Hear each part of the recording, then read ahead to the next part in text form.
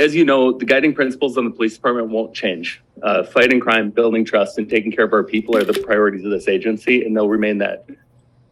Today, I want to talk a lot about how do we fight crime, and maybe some new ideas on how we can impact crime in a little bit different way that still complies with all of our ideologies in Burien about how we treat our community and how we do business, but also maybe we'll push the needle towards reducing crime in the city a little bit and really having a measurable way to own what we do in direct results to the results we get. So my clicker turned on.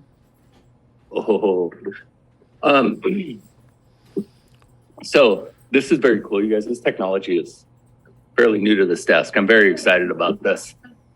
So first thing I did was kind of take a little assessment on the Burien Police Department patrol. So we have 28 officers assigned to patrol in Burien. Those are the uniformed officers that get dispatched calls. You call 911. They're the ones that are generally speaking going to be the ones coming 24 hours a day. There's a lot of talk about the number of resources and if we have enough and everything else. And instead of really focusing on the number of resources, I tried to focus on, could we use that resource a little bit different? There's 28 FTEs there, and could we think about a little differently, maybe how we could impact crime using those resources just a little bit different? Right now, what we do is we really look at hotspot-based policing, where we look at heat maps. So we kind of look at big areas in our community that we have a lot of calls for service, and we try to generally be in those areas. And while we do see some results from that, it's hard to measure, and it is somewhat random in nature. So an officer generally being in this 20-block area of downtown may impact crime, but it's really hard to measure the impact of that one officer doing that work. So I really want to look at how can we actually measure what we're doing and the impact the police department's having. I'm going to introduce the really smart guy next to me that actually told me how to do all this in a moment here. So one of the things I really looked at is an idea that comes out of some work they're doing in the Dallas Police Department. And the way they look at their crime plan is really breaking down the city into little tiny chunks, 1-block segments. And after looking at the whole city in 1-block segments, they use crime analysts and data to try to say, where's it most likely we can impact crime by being physically present right now? Where putting an officer might actually change the metric. And ultimately, if you think about it like this, somebody walking down the road typically needs to have an opportunity, availability, and desire to commit a crime. So they're walking down the road, they see a car, the doors are unlocked, they open the door and take the purse and walk down the road. The idea is if there's an officer sitting in that block at that moment in time, that crime doesn't happen. It doesn't just displace somewhere else. It just doesn't happen. That crime occurred because you had the crime triangle all met where the opportunity, desire, and location were there. So really it's about how do we become a guardian to that area in a limited scope using the patrol resources we already have. And I think this in a lot of ways, it really helps to supplement like the work we do with our storefront officer downtown, which really kind of is based on this model as well, but really spreading it out on a broader scale across the city.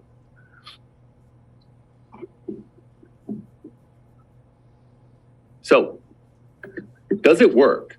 At the end of the day, what we know is when we studied this work, when we studied the project, Dallas Police, 7% drop in crime just by having an officer sitting in a location for a few minutes a day, being in the right spot for just a couple minutes a day. When people see them, you can impact the crime if you can let the analysts drive where the officers are and when they're there. So let the science control where the officers go, not necessarily waiting for a 911 call, but rather trying to be there before the 911 call happens. So try to actually prevent the crime from occurring in the first place. There's been a ton of study on this, and Jamie will talk about the study a little bit, but fundamentally what we see is about 80% of these studies have shown a direct correspondence between using analyst-driven police in the right location, right crime, reducing crime between 6 and 90%, depending on the study location and amount of resources dedicated to it.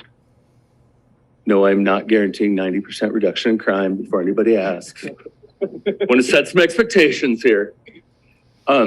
So here's the model we kind of came up with, this idea of doing hot blocks. So having the city broke down into 1-block segments and then using all the fancy math that Jamie does to identify which blocks are most likely to have an impact on crime by having an officer sitting there.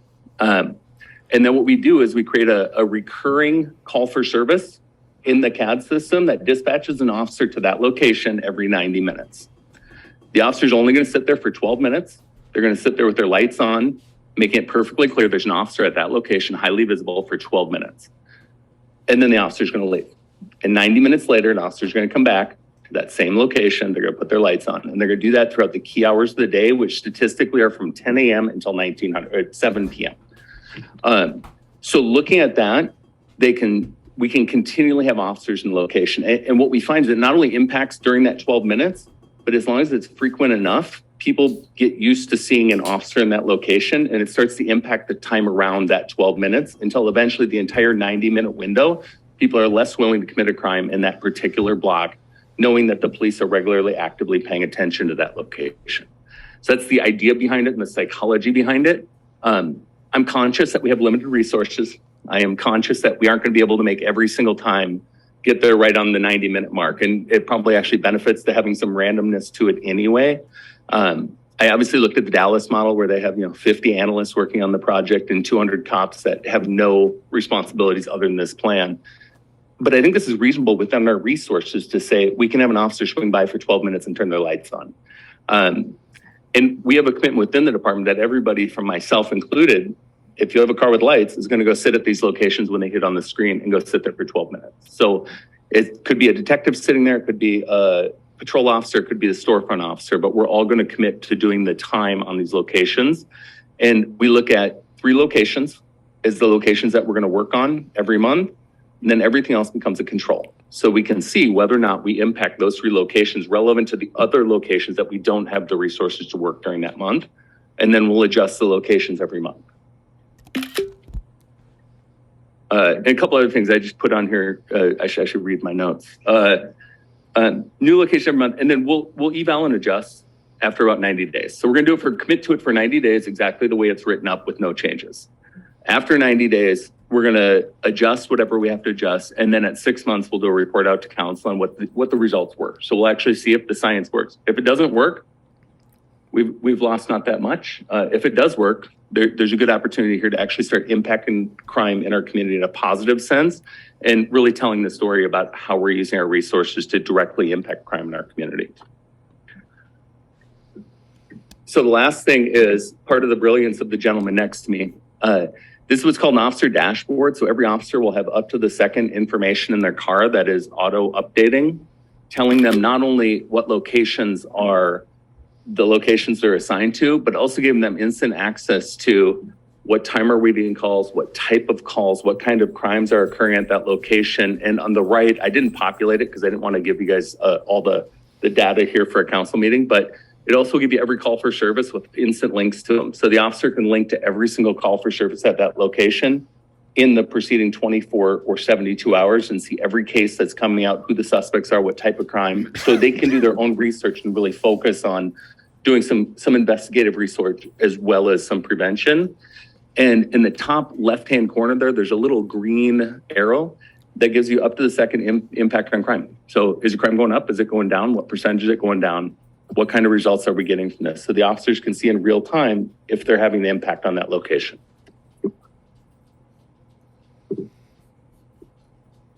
And with that, I know nothing of any of the technical side of this. I read all the really pretty studies that said, find you a Jamie and ask him to come to the meeting to answer any further questions. And we are available for any questions. Any questions for the chief or Jamie? Deputy Mayor? Thank you both for being here. When I went on my recent ride along, we sort of did something similar to this, but could you describe how this enhances sort of the tactics that are already in place? So for example, the officer would respond to one of the priority calls, but then we would go into the driving of the route that was determined to be important to go down, which streets. So what's being done now that's different than this, and how does it enhance it any differently? Yeah, so I'm going to take a little side detour here. So we're doing a ton of work within the Burien Crime Reduction Unit. The detectives that are doing a lot of the collective work in the city. Our SET unit, I'm publishing case after case of fentanyl introduction work that they're doing. They're doing some great work. Our storefront officer, I think most people think walks on water here in the downtown area. These are things that aren't going to change at all. We're going to continue all of that. Patrol officers are continue to do regular patrol work just like they always would. The difference is they're going to get dispatched to an additional call. So the giveaway on this is sometimes when you're waiting for an officer to respond to your call, there is going to be a delay because they're going to prioritize trying to have the biggest impact right now at this moment in time where we think crime is going to happen. So there might be a 12-minute delay that you're not used to when you're waiting for an officer. That would never affect a priority call. So if you call because you're in danger, that's going to be prioritized over this work. If you call because you had something stolen out of your car yesterday afternoon, you need us to file a report, that's going to get prioritized behind this work. So there will be a longer response time for some property crimes and what we would call a cold crime or a case report. That's the giveaway. Nothing else is going to change with their work. And basically what Jamie's told me is that the best time to be doing this is during a finite window of time for start.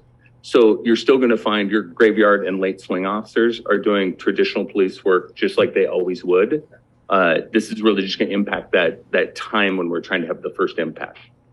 Thank you. Did I answer that correctly? Yeah. Okay. Councilmember Moore and then Councilmember Sarah. I don't have any questions. I just wanted to say I really appreciate the innovative approach here to actively preventing crime before it happens. Obviously, the time it takes to sit there and prevent a crime that would happen is a lot less than dealing with the crime after the fact. So I just wanted to state that I appreciate this, and I think it's really great that we're exploring new ways to handle things with our limited resources. I know in other places, police drive around in bright yellow vehicles because visibility helps prevent things. So looking to what works elsewhere and applying it here is a wonderful way to improve safety here. So thank you. Thank you. Councilmember Sarah. Thank you so much for reporting on this. It's really interesting, and I can't wait to see the results. I did have a question for the locations where so there's going to be a car somewhere on a block with its lights going for 12 minutes every 90 minutes. Is there going to be a perception during the process of this that crime has gone up? Because like I always see the police in front of that house with their lights on. What's up with that house? Or is that something to worry about? Or is it not something that has been an issue? The answer is yes. It's a big part of why I wanted to talk to y'all before we did this, because I figured you guys would be getting calls about why are the police sitting in my neighborhood with their lights on every day, repeatedly. Really, at the end of the day, what we want people to know is that we are doing this. We want them talking about it and talking about it in the lens of, the community thinks this is important, that we don't allow crime in this block, and we're going to focus on that. And I think if we all speak about it in that lens as a crime prevention technique, and that we collectively believe in this work, I think that helps us to alienate some of the arguments around we're not safe. I do know that Metro Transit has been an amazing partner in some of the work down there. And I don't know if people have noticed, they regularly have police officers sitting there with their lights on now. And they're doing, it's a different version, but they certainly are of the ideology that having a police officer, security officer with lights on regularly is also impactful in that work. It has nothing to do with crime. It just has to do with preventing crime and making people feel safer on the complex. Could I follow up on, because of that answer, are we doing a lot to get the word out about this? Starting here, yeah, it'll be on social media. There shouldn't be a secret about it. I don't believe that there's any secret about doing this work. I think there's media and other people in the audience that will also report out on this post. Hey, I think that's a good thing. I think people should know that we're focused on trying to push the needle on crime and being actively engaged in both prevention and response. Councilmember Garcia. Thank you, Mayor. Thank you for the presentation, guys. And Jamie, thanks for making it done. Couple of questions, depending on the answers, I may have follow-ups, but I'll wait for other council members. One is Jamie currently staff with the city of Burien, or is he with KCSO or consulting work? I'd love to make sure that we can continue to support this type of innovative approach to things. So knowing how we have a valuable resource of Jamie's services and skill set will help me to determine future budgets, how to make sure that we can support this type of work if it's impactful. So that's one question. Okay. Thank you for the question. Oh, let me bring this forward. Better. Okay, so I am a crime analyst with KCSO currently. Yes, so I'll be available for any future projects and any follow-ups, and hopefully determining the impact of this. I would definitely love to continue this work. So as a worker for the sheriff's office, do you also do this for all the other contract cities at the county? The plan would be to eventually expand there, but as of right now, we are focused on Burien solely, and that is my sole priority right now. Love that. Okay, thank you for that. Follow-up question is, looking at the results from Dallas and the data numbers that you're looking at, is there any indication as to how far away potentially from the hotspot blocks movement of crime activity may move to? You know, because we are trying to deter and avoid, but that the sense at the end of the day is it may create other hotspots in other parts and other blocks of the city. So is there any data to show how far away or how close the movement of activity may move? Yeah, so this is always a really interesting question that gets brought up a lot. And it's really fascinating because I love the science behind this, is that typically what you see is that when you have an officer on a block and they do this type of activity where they're patrolling the hot block and they're having the lights on and they're engaging with the community, what actually happens is a diffusion of responsibility. So other people at nearby blocks, 1 block away or even up to 4 blocks away, actually start recognizing what's going on in that block and decide not to take part in crime because they see that there's a guardian nearby. They see that these targets are protected and that there's no opportunity to do so. As far as diffusion, it is highly unlikely that diffusion will happen. There have been numerous meta-analyses done, and in addition to these meta-analyses about hotspots, about whether or not police departments do find displacement or not. And more often than not, they don't. And about, I want to say, more than 100 studies, only 27% of them have actually found displacement, but it was less than a block away, and it was a very minor crime, so like property crimes. Deputy Mayor. Just really quick, because you obviously know what you're talking about, but you weren't really introduced. Could you tell us who you are and what your like what your qualifications are and where you're coming from? Because like you obviously know what you're talking about, and that's awesome and wonderful. But like, who are you? All right, good evening, everybody. My name is Jeremy Argueta. I am currently a PhD candidate for the University of Cincinnati. I'm finishing up here and hope to defend. I've worked with policy institutes back at University of Cincinnati and published a couple studies just about crime in general and gentrification. And I've been with KCSO for about 2 years. Are you all but dissertation? Is that just Yes. where you're kind of at? Congratulations. Thank you. Soon to be doctor. Yes, soon, Congrats. hopefully. Other questions? Well, thank you so much for that presentation and all the work you're doing. Thank you.